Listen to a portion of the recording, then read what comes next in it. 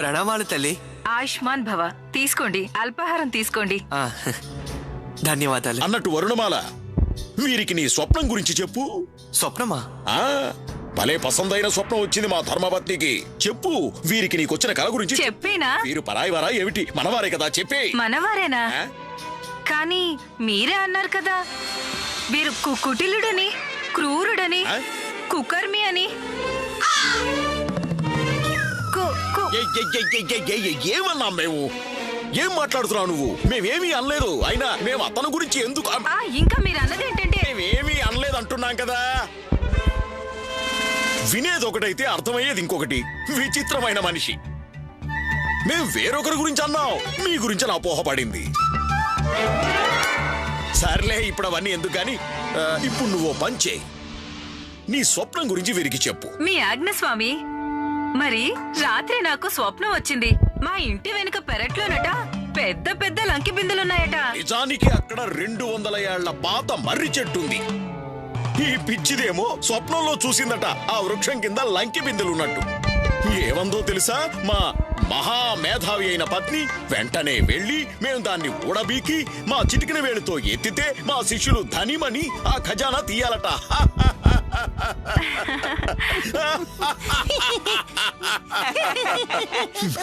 మీరే చెప్పండి, ఇలాంటి మూర్ఖపు వాగుడు మీరు ఎక్కడన్నా విన్నారా లోగడా? మేము దీని పిచ్చి వాగుడు విన్నప్పటి నుంచి నవ్వలేక చచ్చిపోతున్నావు.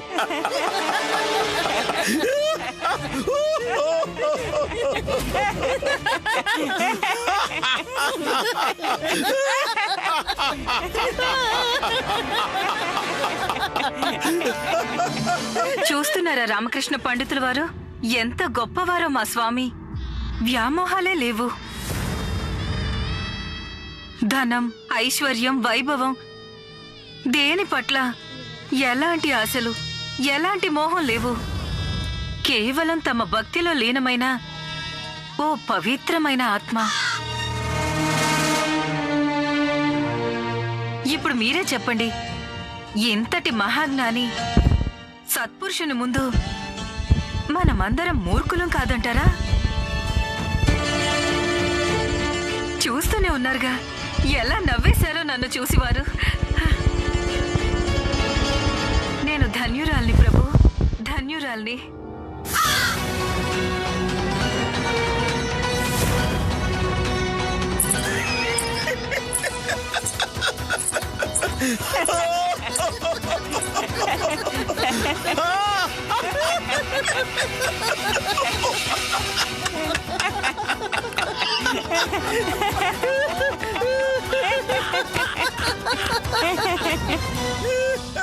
ఇందులో నవ్వవలసింది ఏముంది ఆచార్య?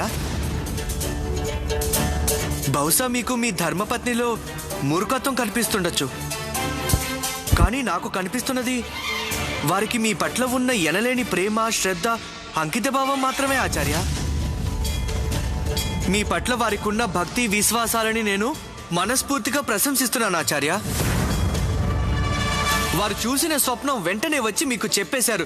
ఎందుకంటే వారికి నమ్మకం ఉంది తమ పతిదేవులు ఏ పనైనా చేయగలరని. మీరు ఏదైనా చేయగలరని వారు నమ్మారు ఆచార్య.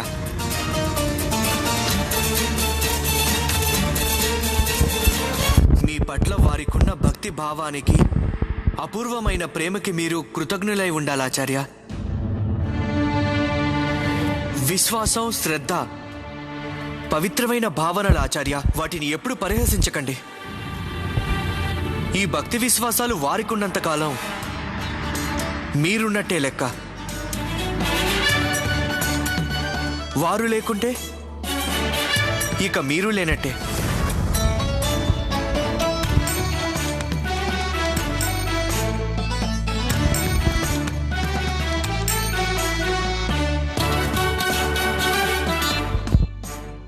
ఆజ్ఞ గురువు గారు.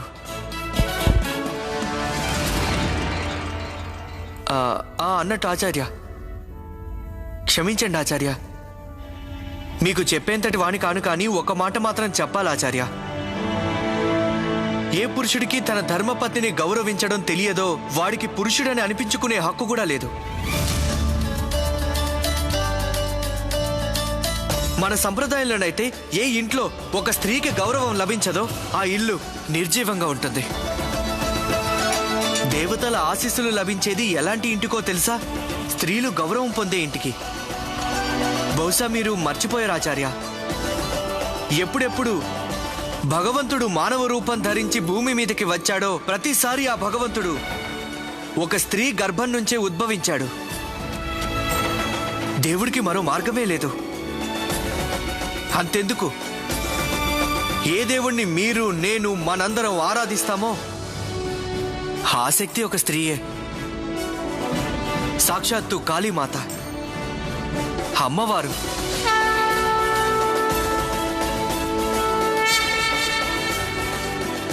కనుక స్త్రీలని గౌరవించడం నేర్చుకోండి గురువర్య.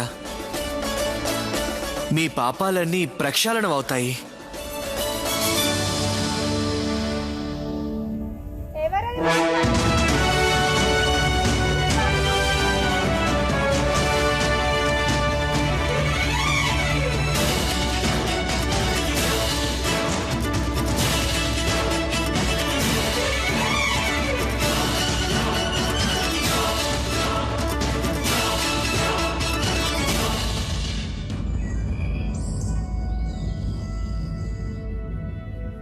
మహారాజా, మాకింకొంచెం సమయం కావాలి. తీసుకోండి తీసుకోండి, మీకు ఎంత సమయం కావాలంటే అంత. మాకేమీ తొందర లేదు. అదీగాక మాకిప్పుడు ఆకలి కూడా చచ్చిపోయినట్టుంది. అది మాకు అర్థమయ్యింది ప్రభు. మాకు అర్థం కాని విషయం ఏంటంటే అసలు మన రాజదర్బార్లో ఏం జరుగుతోంది అని. మీరు దేని గురించి ప్రస్తావిస్తున్నారో మాకు అర్థమైంది పెదరాణి గారు. పండిత రామకృష్ణను మూర్ఖుల్ని వెతకమని మేము ఆదేశించాం కదా, అది చేసుండకూడదనే కదా. బహుశా ఆ నిర్ణయం కొంతవరకు పిచ్చి పనిలా కూడా ఉంటుందేమో. కానీ మమ్మల్ని ఏం చేయమంటారు చెప్పండి? రాజమహల్లోని మూర్ఖులు మా మనసుని ఎంతో అస్తవ్యస్తం చేసేశారు. ఇక మేము ఆగ్రహించి ఆ ఆదేశాన్ని జారీ చేశాం. ఇప్పుడు ఆదేశించాం కనుక చేయాల్సిందే. మహారాజులం కదా, దాన్ని వెనక్కి తీసుకోకూడదు.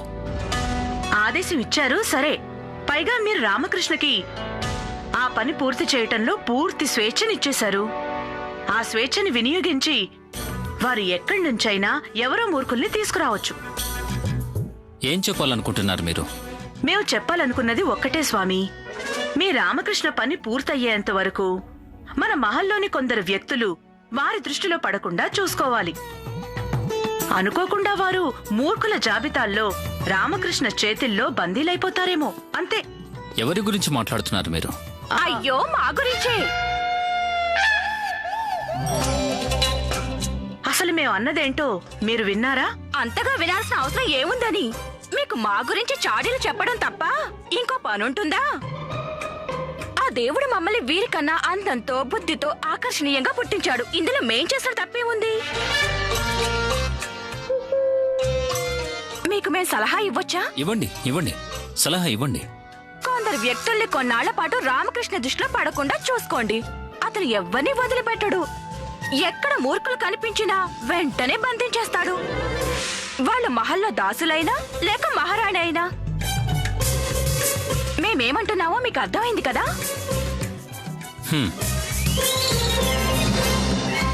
అయితే మహారాజా, ఎప్పుడు తీసుకొస్తారు రామకృష్ణ మీ సమక్షానికి ఆ మూర్ఖులందర్నీ? రేపు.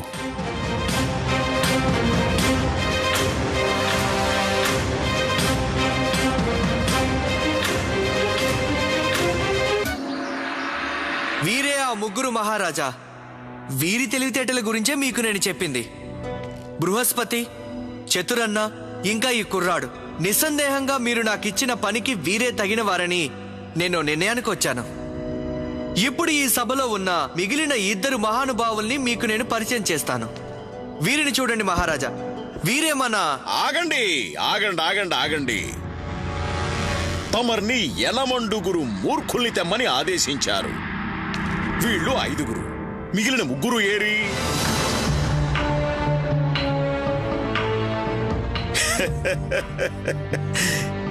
ఈ సలహాదారు మహాశయుని లెక్క సరిగ్గా లేదు. లేదా మిగిలిన 3 మూర్ఖుల్ని వెతకడంలో పూర్తిగా విఫలమయ్యారు మీరు. లేదా ఇంకొందరు మూర్ఖులు మీకు కనిపించినా సరే. అర్థమైందిగా? మీరు చూసి ఉన్నా కావాలనే మీరు వదిలేశారు. కారణం ఏమిటంటే బహుశా మీ సంస్కారం అందుకు అనుమతించలేదేమో. ఎందుకు? ఒకవేళ మీ కర్తవ్యాన్ని మీరు సంస్కారానికి బలి చేయలేదు కదా సలహాదారు మహాశయ. లేదాచార్య, అది నిజం కాదు. అలాంటిది జరగలేదు. నేను మహారాజు గారి ఆదేశాన్ని తూచా తప్పకుండా పాటించాను. మొత్తం ఏనుమండ గురిని గుర్తించాను నేను. అయితే మిగిలిన వాళ్ళు ఎక్కడున్నారట చెప్పండి. ఆగండి ఆచార్య, ఆగండి. వారిని కూడా ఇప్పుడే ఇక్కడే మీకు పరిచయం చేస్తాను. మీరు నాకు కాస్త వ్యవధి ఇవ్వండి. ఈలోగా మిగిలిన ఈ ఇద్దరు మహాశయులు పరిచయం పూర్తి కానివ్వండి. పండిత రామకృష్ణ, మీరు కానివ్వండి, త్వరగా ఈ విషయాన్ని పూర్తి చేయండి. చిత్తం మహారాజా. ఇక వీరే మన 4వ అభ్యర్థి చరణ్ దాసు. వీరు తమకున్న జిజ్ఞాసతో బుద్ధిబలం యొక్క కొలమానాన్ని తలకిందులు చేసేశారు మహారాజా.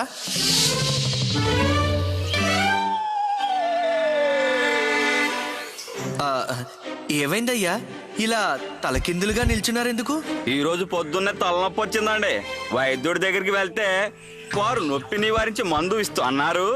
మందు సేవించిన తర్వాత ఆ మందు పనిచేయడానికి కాస్త సమయం పడుతుందని నేను బుద్ధికి పని చెప్పానండి. ఇలా ఇక్కడికి వచ్చి శీర్షాసనం వేశాను. దాంతో మందు శరీరంలోకి దిగకుండా తిన్నగా శిరస్సులోకి వెళ్తుంది కదా. ఇక నా తలనొప్పి త్వరగా నయమైపోతుంది. ఇదే కదండి బుద్ధిమంతుల లక్షణం. ఆ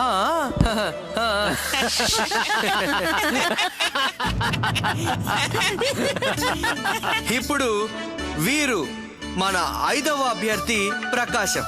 వీరు తమ బుద్ధి తీక్షణతతో దేవుణ్ణే చిత్తు చేశాడు మహారాజా. దేవుణ్ణే మూర్ఖుని చేశాడు. వీరి గురించి నేను కాదు, వీరే స్వయంగా మీకు చెబుతారు. చెప్పండి ప్రకాశం, చెప్పండి, మీరు దేవుడి కళ్ళల్లో ఎలా దుమ్ము కొట్టారో చెప్పండి. చెప్పండి.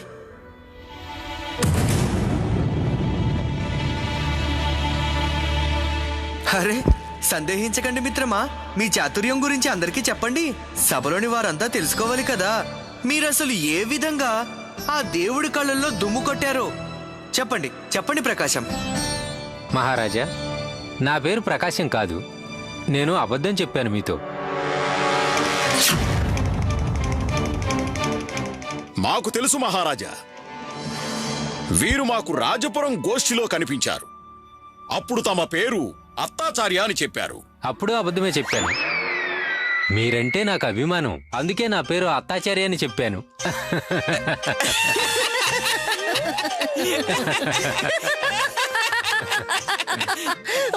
మహారాజా, మాకు వీరి అసలు పేరు తెలుసు. వీరి నిజమైన పేరు సూర్యారావు. అప్పుడు చెప్పింది కూడా అబద్ధమే. నా పేరు సూర్యారావు కాదు. అయితే నీ పేరేంటో చెప్పు. అదే కదా. అదే కదా అంటే అదే కదా ఆట మహాప్రభో. విషయం ఏంటంటే, బాల్యంలో మా నాన్నమ్మ చెప్పింది, పైన జీవితంలో తప్పొప్పుల చిట్టా చిత్రగుప్తుడు రాస్తాడని, మన పేరుతో సహా రాస్తాడని. అప్పుడు నేను నా బుద్ధికి పని చెప్పాను. ఓ నిర్ణయం తీసుకున్నాను, నా అసలు పేరు ఎవ్వరికీ చెప్పకూడదని. అప్పటి నుంచి నా అసలు పేరు ఎవరికీ చెప్పనే లేదు. అయినా ఎలా చెప్తాను? నాకు పేరంటూ ఉంటేనే కదా. అయితే మీరు పేరెందుకు పెట్టుకోలేదు? అదే కదా, చిత్రగుప్తుడిని బోల్తా కొట్టించాలని మంత్రివర్య. మరి నాకు పేరే లేదంటే చిత్రగుప్తుడు ఏ పేరున నా మృత్యు రాస్తాడు? యమదూతలు ఏ పేరున నా ప్రాణాలు తీయడానికి వస్తారు? అంటే నేను మృత్యువును తప్పించుకున్నాను. నేను మృత్యువును బోల్తా కొట్టించాను. నేను దేవుణ్ణి కూడా మూర్ఖుని చేసేసాను.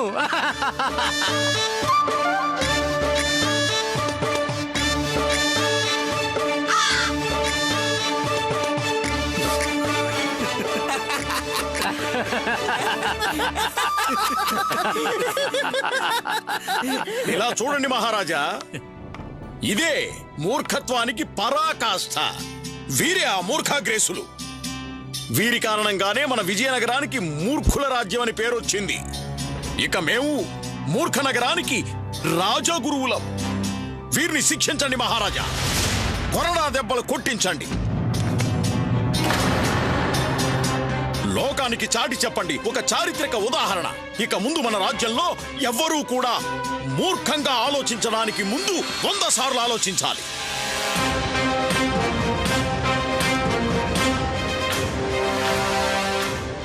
ఏమిటి విచిత్ర పరిస్థితి? నిజానికి ఇలా జరగకూడదు, కానీ ఏం చేయగలం? ఆదేశించింది మేమే కదా. మేము దాన్ని వెనక్కి తీసుకోలేము. ఒకవేళ రామకృష్ణ ఏదైనా చేస్తే బాగుండు. గురువుగారు చెప్పింది నిజం మహారాజా, ముమ్మాటికి అది నిజం.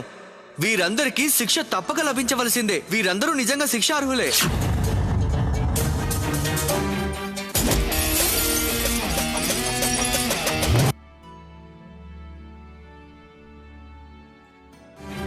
మనం చెయ్యాల్సింది ఏంటంటే క్షణం ఆలస్యం లేకుండా వీరిని ఇక్కడే శిక్షించాలి మహారాజా.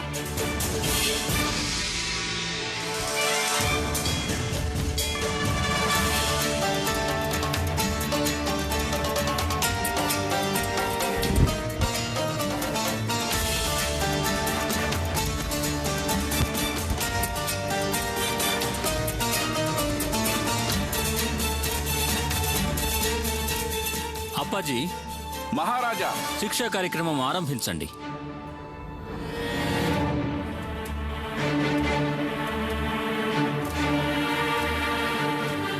తలారిని పిలిపించండి.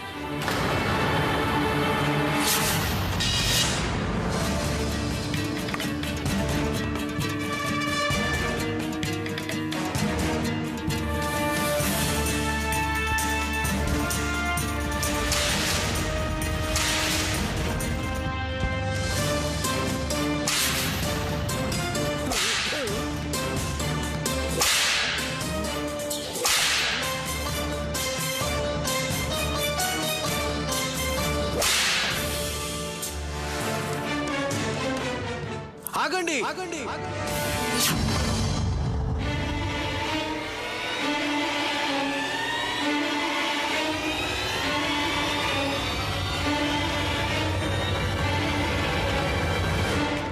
ఈ ప్రక్రియ అసంపూర్ణం అవుతుందనుకుంటాను మహారాజా. ఇలా మహారాజు గారి ఆదేశానుసారం ఇక్కడ మొత్తం 8 మూర్ఖులు ఉండాలి కదా. కేవలం 5 మూర్ఖులకే శిక్ష వేస్తే అది మీ ఆదేశాన్ని అవమానించినట్టు కదా. శిక్ష పడితే మొత్తం అందరు మూర్ఖులకి పడాలి, లేదంటే ఈ శిక్షలో ఔచిత్యం ఉండదు మహారాజా. అయితే చెప్పొచ్చు కదా, చెప్పండి. ఎక్కడున్నారు ఆ 3 మూర్ఖులు? ప్రవేశపెట్టండి వెంటనే. వాళ్ళని కూడా ఇక్కడ నిలబెట్టండి. మిగిలిన 3 మూర్ఖులు కూడా ఇక్కడే ఈ దర్బారులోనే ఉన్నారు మహారాజా. వాళ్ళని ఒక్కొక్కరుగా మీ ముందుకు ప్రవేశపెడతాను. అలా మిగిలిన మూర్ఖుల్లో ఒక మూర్ఖుడు స్వయంగా నేనే మహారాజా.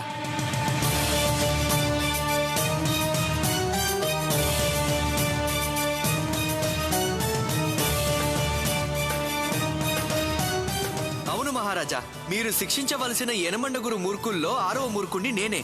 నేను వీరిలో ఒకరిని. రాయలవారి రాజదర్బార్లో విశిష్ట సలహాదారు అనే బాధ్యతాయుతమైన పదవిలో ఉన్నప్పటికీ మూర్ఖుల్ని వెతకడం అనే మూర్ఖపు పని చేస్తున్నానంటే నాకంటే పెద్ద మూర్ఖుడు ఇంకెవరుంటారు మహారాజా? నిస్సందేహంగా 6వ మూర్ఖుడిని నేనే. నాకు కూడా శిక్ష పడాల్సిందే. అయితే 7వ మూర్ఖుడు?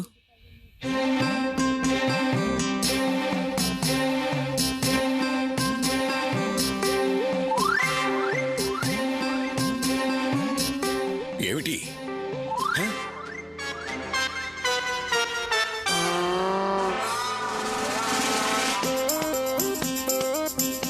ఎవరు?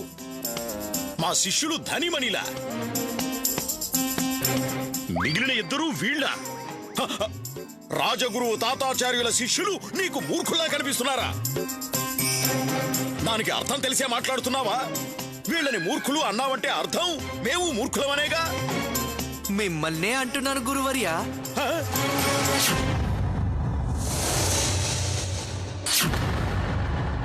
7వ మూర్ఖుడు తమరే కదా ఆచార్య.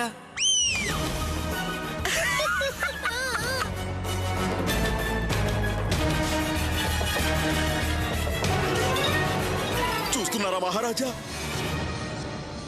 ఇతను మమ్మల్ని మూర్ఖుడు అంటున్నాడు. మమ్మల్ని, సుప్రసిద్ధ పండితుడు తాతాచార్యుల్ని, రాజగురువు కులగురువు తాతాచార్యుల్నే మూర్ఖుడు అంటున్నాడు మహారాజా. ఇతను సమస్త శాస్త్ర వేద పురాణాలు కంఠస్థం చేసిన విద్వాంసుడు, మహాపండితుడు తాతాచార్యునే మూర్ఖుడు అంటున్నాడు మహారాజా. రాజగురువు వంటి ప్రతిష్టాత్మకమైన అత్యున్నత పదవిలో ఉండి కూడా ఇలాంటి మూర్ఖపు పనిని మీరు సమర్థించారు ఆచార్య. దీన్ని నివారించి సరైన మార్గం చూపడానికి బదులు దీన్ని ప్రోత్సహించారు. 100 కొరడా దెబ్బలు కొట్టాలనే పెద్ద శిక్ష వేయాలని సలహా కూడా ఇచ్చారు. దీన్ని మీ మూర్ఖత్వం కాక ఇంకేమనాలి ఆచార్య?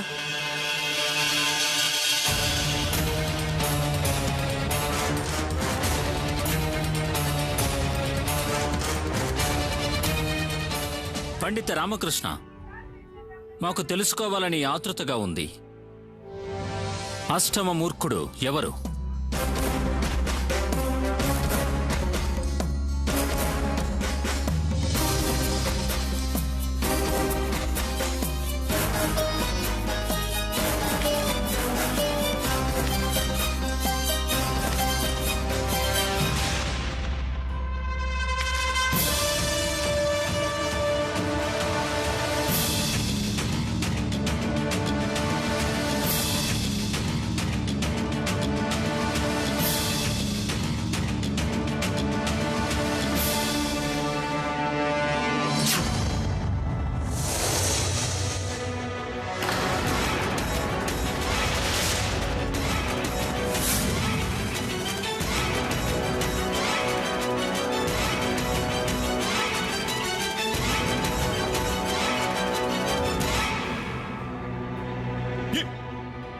ఈ పండితుడు పిచ్చివాడయ్యాడు.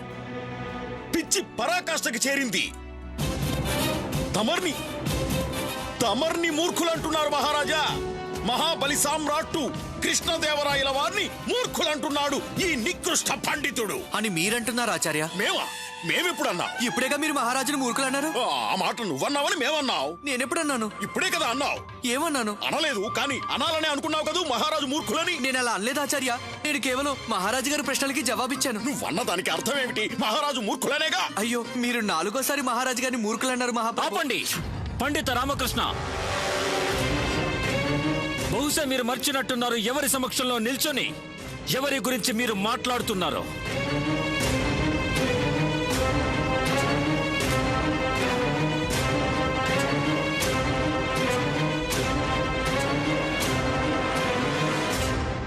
మర్చిపోలేదు మహారాజా.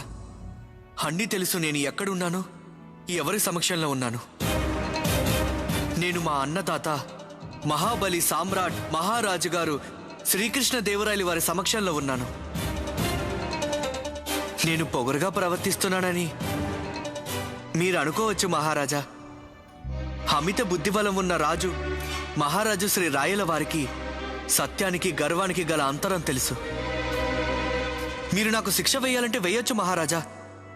మీరే శిక్ష వేసినా ఆనందంగా స్వీకరిస్తాను మహారాజా. కానీ ఒక విషయం మీరు స్పష్టం చెయ్యండి. ఒకవేళ ఎవరికైనా బుద్ధిబలం తక్కువగా ఉంటే అందులో వారు చేసిన దోషం ఏముంది మహారాజా? ఆ దేవుడు వారిని అలా పుట్టించాడు.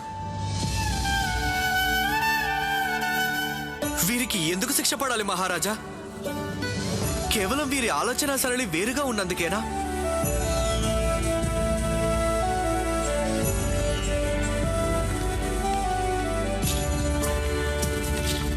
ఈ పిల్లాన్ని 1 ఏమవుతుందని అడిగాను. ఇతను 11 అన్నాడు. అది తప్పెందుకైంది మహారాజా? ఇతని దృష్టికోణం వేరు, అంతే కదా.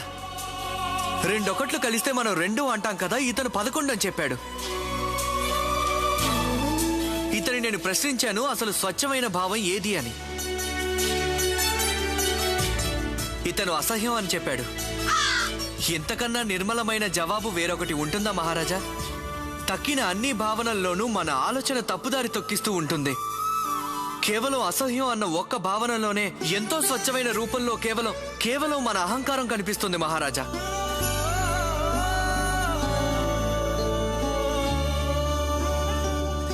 తరువాత మన రాజెవరని ఇతన్ని చెప్పమన్నాను. ఆ దేవుడే మన రాజు అన్నాడు. ఇది సత్యం కాదంటారా మహారాజా? ఇక్కడ మనందరికీ, లోకానికి, ఈ సృష్టికి మనందరికంటే గొప్ప రాజు ఆ ఈశ్వరుడు కాదంటారా? రాజులకి రాజైన ఆ పైనున్న పరమేశ్వరునికి ఆధీనమై ఉన్నాం మీరు, నేను, మనమందరం.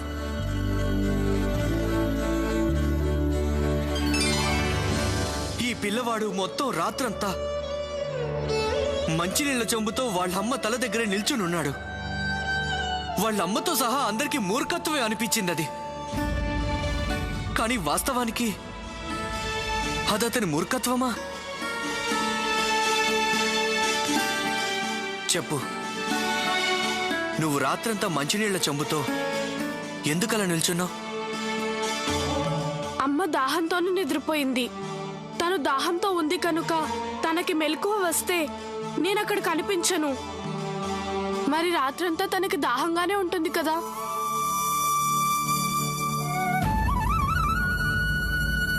ఒక కొడుక్కి వాళ్ళ అమ్మ పట్ల ఉన్న అచంచల ప్రేమ ఇది. మూర్ఖులు ఎవరు మహారాజా? ఈ పిల్లాడా లేక మనమా? వీణ్ణి మూర్ఖుడు అనగలవా? వీడు ఆ భగవంతుడి అంశ మహారాజా. ఇలాంటి వాళ్ళ వల్లే భగవంతుడు ఉన్నాడన్న నమ్మకం మనకు కలుగుతుంది.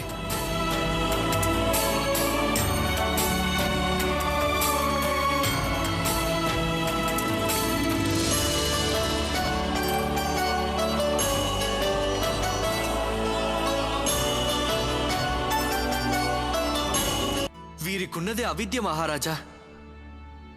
నిజానికి మనకన్నా ఎక్కువ గౌరవాన్ని పొందవలసిన వారు. ఎందుకంటే వీరు ఎవరిని వంచలేరు, ఎవరికి ఏ హాని తలపెట్టలేరు. ఎవరికైనా కీడు చేయాలన్న తలంపు కూడా వీరికి రానే రాదు మహారాజా. ఆ పనులన్నీ మన వంటి బుద్ధిబలం ఉన్నవారివి. మనం ఆలోచించి మరీ వంచన తలపెడుతుంటాం, దగా చేస్తుంటాం, విశ్వాసఘాతకంగా ఉంటాం. మీరు వీరికి ఇవ్వవలసింది శిక్ష కాదు మహారాజా, శిక్షణ. మిమ్మల్ని వినమ్రంగా కోరుతున్నాను మహారాజా, వీరిని శిక్షించకుండా వీరికి శిక్షణ ఇప్పించండి.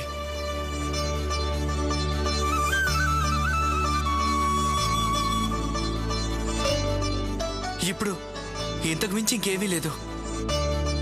మరి మహారాజా, మీరు ఉచితం అనుకుంటే నాకు ఏ శిక్ష అయినా వేయండి.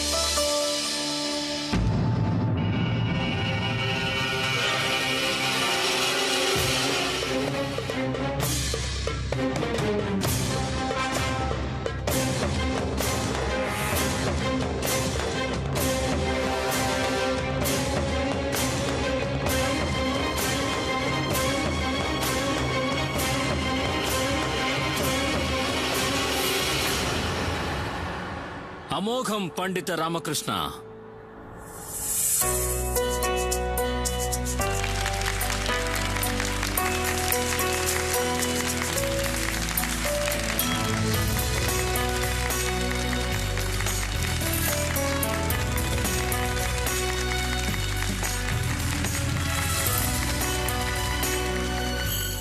అద్భుతం. ఈరోజు అతిథులు మన మహల్కి విచ్చేసి ఉన్నారు. వీరిని సాదర సత్కారాలతో వెంటనే విడుదల చేస్తున్నాం. వీరిక్కడికి వచ్చిన పరిస్థితుల్ని చూసి ఎంతగానో మేము చింతిస్తున్నాం, సిగ్గుపడుతున్నాం. అప్పాజీ, మహారాజా, కాలయాపన లేకుండా మన రాజ్యంలో వయోజన విద్యాలయాలు స్థాపించాలి. అందరికీ ఉచితంగా విద్య నేర్పించాలి. మన విజయనగర సామ్రాజ్యంలో అధిక శాతం ప్రజలందరూ విద్య నేర్వాలి. రాజ్యంలోని ప్రజలెవ్వరూ కూడా ఎవ్వరూ నిరక్షరాస్యులుగా ఉండకూడదు. ఇక్కడున్న అతిథులందరికీ వెంటనే భారీగా కానుకలు ఇప్పించండి. సగౌరవంగా వారిని తమ గమ్యాలకు పంపించండి. అలాగే పండిత రామకృష్ణ,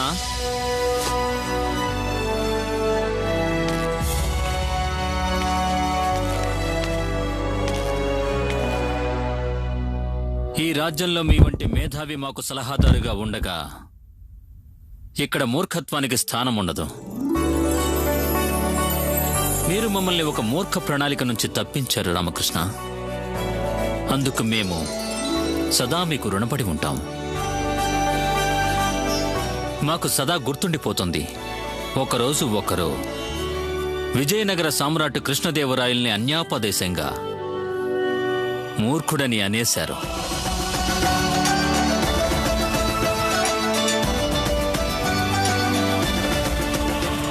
మహారాజు శ్రీకృష్ణదేవరాయల వారికి, మహారాజు శ్రీకృష్ణదేవరాయల వారికి, మహారాజు శ్రీకృష్ణదేవరాయల వారికి, మహారాజు శ్రీకృష్ణదేవరాయల వారికి.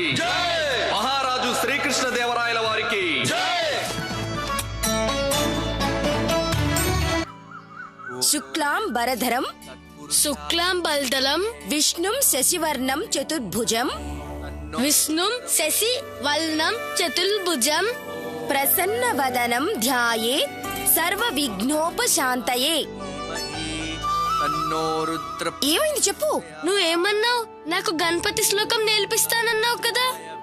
అదే కదా నేర్పుతున్నాను. ఇందులో గణపతి ఎక్కడుందాదని ఆయన పేలే లేదు కదా. ఇది విష్ణుమూర్తి మీద శ్లోకం. విష్ణు అనే మాట ఉంది, కానీ శ్లోకం గణపతి దేవుడి శ్లోకమే. అలా ఎలా అవుతుంది? ఇది ఎలా ఉందంటే ఇల్లు రామాది కానీ ఉండేది ఇంకెవలో. నీకేం తెలియదా? అయ్యో నా బుజ్జి మహాపండితుడా, ఏదైనా ప్రశ్న అడిగాక సమాధానం విని అర్థం చేసుకునే శక్తి కూడా ఉండాలా వద్దా? ఇప్పుడు నేను చెప్తాను ఈ సూత్రానికి అర్థం ఏంటో. రా ఇలా రా, దా కూర్చో. శుక్లాం బరధరం అంటే ఎవరంటే శ్వేత వస్త్రాలు ధరించేవాడు అని. విష్ణు అంతటా నిండినవాడు అని. సర్వవ్యాపి. శశివర్ణం అంటే ఆయన వర్చస్సు చంద్రబింబం ప్రకాశం కంటే కాంతివంతమైనది అని. చతుర్భుజం అంటే 4 భుజాలున్నాయి అని. ప్రసన్నవదనం ఆయన మొహంలో దయ కరుణ ఉట్టిపడుతుంటాయి అని. ధ్యాయేత్ రండి వారిపైనే దృష్టి కేంద్రీకరిద్దాం. సర్వ విఘ్నోపశాంతయేత్ అంటే ఎవరంటే సమస్త దుఃఖాలను కష్టాలను విఘ్నాలను నివారించేవాడు అని. ఇక్కడ విష్ణువు అంటే అర్థం అంతటా ఉన్నవాడు అని. అన్ని చోట్ల ఉన్నాడు. ఇదే మహావిష్ణువు గురించి చెప్పారు, విఘ్నేశ్వరుడు గురించి చెప్పారు. అయితే ధ్యాయేత్ సర్వ విఘ్నోపశాంతయే దీనికి అర్థం ఏమిటంటే ఆయన్ని ఆరాధిస్తే సమస్త దుఃఖం కష్టం విపత్తులు ఆపదలు బాధలు ఆటంకాలకి కారణాలు తొలగిస్తాడు అని. ఇవన్నీ విఘ్నేశ్వరుడి గురించే చెప్పారు. కనుక ఈ శ్లోకం నీ గణపతి దేవుడి గురించే గుండప్ప. ఆయన సూత్రమే ఇది. ఇప్పుడు తెలిసిందా?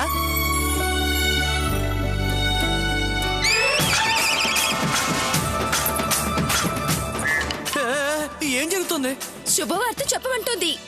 ఎవరిని? గణపతి దేవుణ్ణి. శుభవార్త ఈ విధంగానే అడిగేది?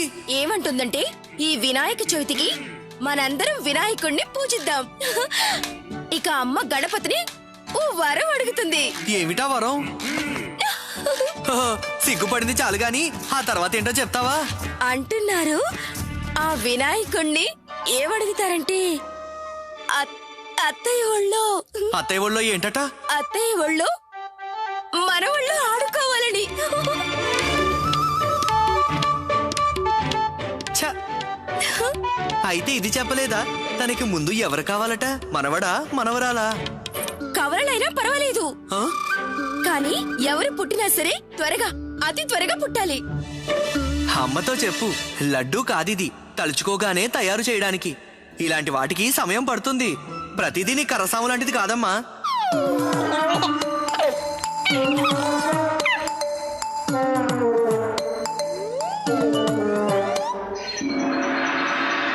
దర్బారు కార్యక్రమాలు ఆరంభించండి.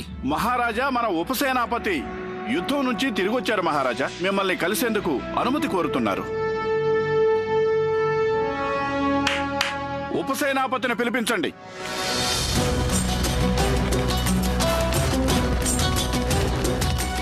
మహాబలి సమ్రాట్కు జయము జయము. మహారాజు గారి చరణాలకు ఉపసేనాపతి దేవేంద్రరావు శతకోటి నమస్సులు. ఉపసేనాపతి గారు, విజేతలైన మీ అందరికీ అభినందనలు. ఈసారి మీరు యుద్ధం గెలిచి వచ్చారు. తమకు ముందే తెలిసిందా మహారాజా?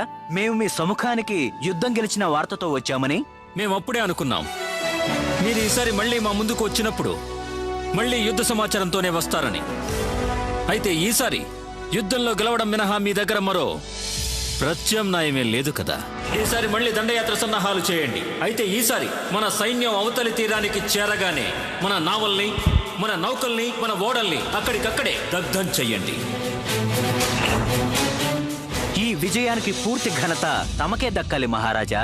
కాదు ఉపసేనాపతి గారు, ఈ విజయానికి ఘనత మాది కాదు. ఈ విజయానికి పూర్తి ఘనత కేవలం పార్వతీ తనయుడు విఘ్నేశ్వరుడికి చెందుతుంది. ఆ వినాయకుడు సన్మార్గంలో ఉన్నవారిని విఘ్నహర్తగా కాపాడుతాడు. అలాగే ఆయన దుష్టులను విఘ్నకర్తగా శిక్షిస్తాడు. ఆ గణేశుడి ఆశీస్సులతో మాకు సదా విజయస్ఫూర్తి లభిస్తూ వచ్చింది. వారి మార్గదర్శకత్వంలోనే మేమెప్పుడు మా ప్రజలను మా రాజ్యాన్ని రక్షిస్తున్నాం. సైన్యం యుద్ధానికి బయలుదేరిన తర్వాత మేం భక్తి శ్రద్ధలతో యుద్ధంలో ఉన్న మా ప్రతి సిపాయి ప్రాణరక్షణకై పూజలు చేశాం. వారి విజయానికి మొక్కుకున్నాం. అలాగే సంకల్పం చేసుకున్నాం.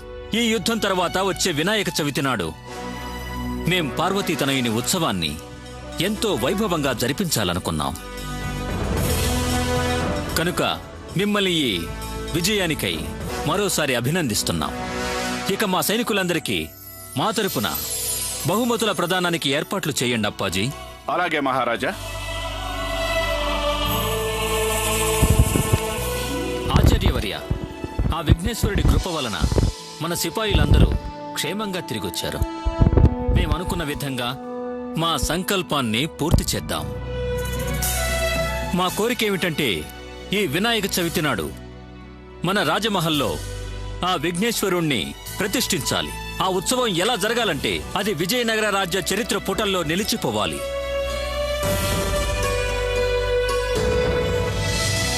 ఆచార్యవర్య, ఈ విషయంలో మీ అభిప్రాయం ఏంటి? ఇదే మేము అనాలనుకున్నాం మహారాజా. చూసారా, పార్వతీపుత్రుడైన ఆ బొజ్జ గణపతి లీల, ఆ గణపతి భక్తులిద్దరూ ఒకేలా ఆలోచిస్తున్నారు. ఇదే మాట మా బుర్రలో కూడా మెదులుతుంటే సరిగ్గా అదే విధంగా మహారాజు కూడా ఆలోచించారు. ఆచార్యుల వారు మనిద్దరి ఆలోచనలు ఇలా కలవడం మాకెంతో ఆనందంగా ఉంది. సరే, అలా అయితే ఈ 10 రోజులు ప్రతిష్ఠించిన గణపతి మూర్తిని నిమజ్జనం చేసే వరకు ఈ మహల్లో ఒక బ్రహ్మాండమైన కార్యక్రమం ఏర్పాటు చేసి భారీ పూజలు చేయిద్దాం. అలాగే చేద్దాం మహారాజా. మీరు చెప్పినట్టే అంతా జరుగుతుంది. ఈ వినాయక చవితికి ఆ మహాగణపతిని మహలుకి ఎంత ఘనంగా స్వాగతిస్తామంటే, ఎంత గొప్పగా స్వాగతిస్తామంటే సమస్త లోకం నివ్వెరపోవాలి. తమరు మొత్తం మాకు వదిలేయండి మహారాజా. అన్ని ఏర్పాట్లు మేం స్వయంగా మా పర్యవేక్షణలో చేయిస్తాం. మా మనసులో ఉన్నదేంటంటే, ప్రతిరోజు రాజనర్తకి సౌదామిని గారి భక్తిపూర్వక నృత్య కార్యక్రమాలు కూడా నిర్వహించాలి. అందువల్ల ఈ మహల్లో నలువైపులా ఈ 10 రోజుల కాలం ఆ గణేశుని స్తుతించే సంగీతం ప్రతిధ్వనిస్తూ ఉండాలి. క్షమించాలి మహారాజా, నేను... ఆ పండిత రామకృష్ణ, చెప్పండి, ఏం చెప్పదలిచారు? మహారాజా, అన్ని రోజులు సౌదామిని దేవి గారి నృత్యమేనంటే ఈ మహోత్సవ వైభవం చప్పగా నీరు కారిపోతుందేమో. వారి నృత్య ప్రదర్శన ఎప్పుడు జరిగేదేగా, అందులో కొత్త ఏముందని? అయితే ఏం చేయాలి కొత్తదనం కోసం? మనమే స్వయంగా డోలు మధ్యలో తీసుకుని వాయిస్తూ కూర్చోవాలా? భలే ఉంటాళ్లే ముసలాడు, డోలు మధ్యలో వాయిస్తూ కూతుంటే. మధ్యలో వాయించినా కాస్త పర్లేదు, కానీ ఈ ముసలాడు పొరపాటున పాట అందుకుంటేనా ఇక్కడ ఎవరో ఒకరు బల్లెంతో పొడి చంపేస్తారు. మహారాజా, మేము పండిత రామకృష్ణ గారితో పూర్తిగా ఏకీభవిస్తున్నాం. మా ప్రతిపాదన ఒకటి ఉంది. మహారాజు గారు అనుమతిస్తే... అనుమతిస్తున్నాం. మహారాజా, మహాగణపతి భక్తులందరికీ ఇది తెలిసిన విషయమే. ఆ విఘ్నేశ్వరుడు స్వయంగా చతుషష్ఠి కళల కారకుడు, అన్ని కళల్లోనూ నిపుణుడు. అలాంటప్పుడు ఆయన్ని మించిన కళాకారుడు ఇంకెవరుంటారు మహారాజా? ఆయన కళాపిపాసను సన్మానిస్తూ ఒక సంగీత సమారోహణం ఏర్పాటు చేయాలి. అందులో ఈ దేశం నుంచే కాదు, ప్రపంచంలోని అతి గొప్ప ఉన్నత శ్రేణి కళాకారులను మనం ఆహ్వానిద్దాం. సంగీత పోటీల పేరిట సంగీతోత్సవాలు జరిపిద్దాం. వాటిలో గెలిచిన వారిని రాజ పురస్కారాలతో సన్మానిద్దాం. అద్భుతంగా ఉంది అప్పాజీ. మీరిచ్చిన ఈ సలహా విని మాకు ఆలోచన వచ్చింది. ఆ రోజు మనం విఘ్నేశ్వరుడికి కృతజ్ఞతాపూర్వకంగా చంద్రమణి రత్నాన్ని సమర్పిద్దాం.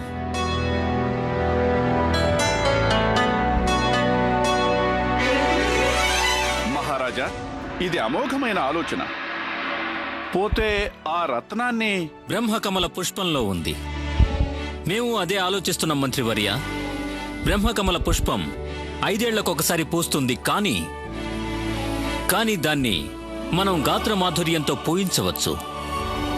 కనుక మేమనుకుంటున్నది ఏమిటంటే, మనం ఆ పోటీ ఇందులోనే నిర్వహిద్దాం. గణేశ ఉత్సవంలో చివరి రోజున నిర్వహించే సంగీత పోటీలో ఈ బ్రహ్మకమలాన్ని తమ సంగీతం, తమ ప్రావీణ్యంతో పూయించిన వారు వారే ఈ పోటీల్లో విజేత అని భావించాలి. ఖచ్చితంగా మీ బంధువులు తమ సంగీతం, తమ ప్రావీణ్యంతో పూయించిన వారు వారే ఈ పోటీల్లో విజేత అని భావించాలి. ఆ తర్వాత ఆ గాయకుణ్ణి ఉచిత రాజ సన్మానంతో సత్కరించడం జరుగుతుంది. ఇక ఆ చంద్రమణి రత్నాన్ని మనం ఆ పార్వతీ తనయుడి చరణాలకు సమర్పిద్దాం. ఆ సందర్భంగా ఉత్సవానికి హాజరయ్యే అతిథులందరికీ చంద్రమణి యొక్క అలౌకిక సౌందర్యాన్ని చూసి తరించే భాగ్యం కలుగుతుంది. ఆచార్యవర్య, మీ అభిప్రాయం ఏమిటి? ఇంకే ఉంటుంది మహారాజా, మీ అభిప్రాయమే మాది. దీన్ని మించిన ఉత్సవం ఇంకెక్కడా జరగదు. మేం వెంటనే ఉత్సవ ఏర్పాట్లలో నిమగ్నమవుతాం. మహారాజా, ఈ వినాయక చవితి విజయనగరానికే ఒక చారిత్రాత్మక ఉత్సవం అవుతుంది.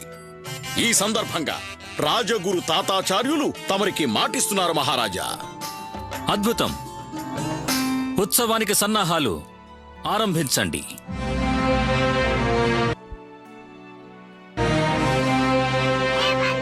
అన్నట్టు రామా, చంద్రమణి రత్నం అంటే ఏమిటి? ఏమో తెలీదు బంధు. ఎప్పుడో ఒకసారి చంద్రమణి గురించి విన్నానంతే, కానీ అదేంటో నాకు సరిగ్గా తెలీదు. మనం తెలుసుకుందాంలే. మీరు చేసిన ఏర్పాట్లన్నీ చక్కగా ఉన్నాయి. మహామంత్రి గారు, ఈ చంద్రమణి అంటే ఏమిటి? అదొక రత్నం. అదేంటి మంత్రి గారు, అదో రత్నమని నాకు తెలుసు, కానీ దాని ప్రత్యేకత ఏమిటో మాత్రం నాకు తెలీదు.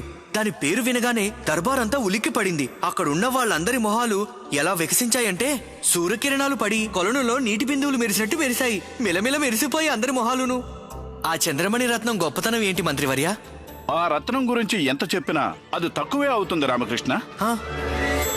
లోకంలోని ఏ భాషలోనూ ఈ రత్నం గొప్పతనం గురించి మాటల్లో చెప్పాలంటే అందుకు మాటలు చాలవు. దాని మెరుపు, దాని సౌందర్య జిలుగులు, ముద్దొచ్చే ఆకర్షణ, ఆ అద్భుతాన్ని ఇంతవరకు ఎవరూ చూడలేదు. ఎవరికి ఆ అదృష్టం దక్కలేదు. మహామంత్రి గారు, మీకు కవిత్వం వస్తోంది. ఒక సాధారణ రత్నాన్ని ఇంత ఘనంగా వర్ణించడం ఒక కవికే సాధ్యం. సాధారణ రత్నమా? సరే పండిత రామకృష్ణ, ఈ రాత్రి మొదటి జాములో మీరు మహల్కి రండి. ఈ సాధారణ రత్నాన్ని దర్శించి అసాధారణ అనుభవాన్ని మీరు పొందండి. అలాగే మంత్రివర్య.